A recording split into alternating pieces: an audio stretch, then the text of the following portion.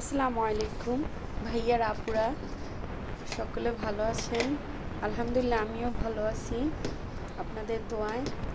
আজকে আমি বানাবো বেগুন ভর্তা, ডিম ভাজা আর আলু ভর্তা আর পান্তা ভাত।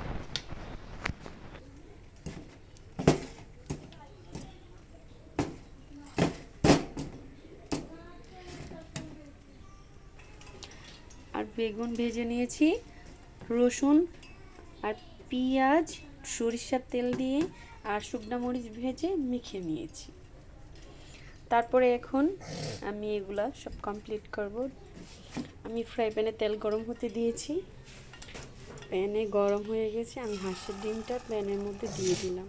ওদিকে ডিমটা ভাজা হতে থাক, আর এখানে আমি বেগুন ভর্তাটা কমপ্লিট করে নিই।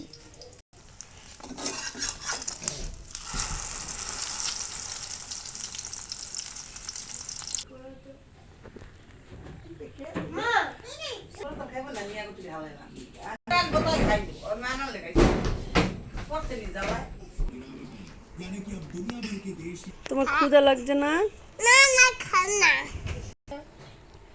এই তিনজনের খাবার এটা। পান্তা ভাত, ডিম ভাজা, পাট শাক, বেগুন ভর্তা, আলু ভর্তা।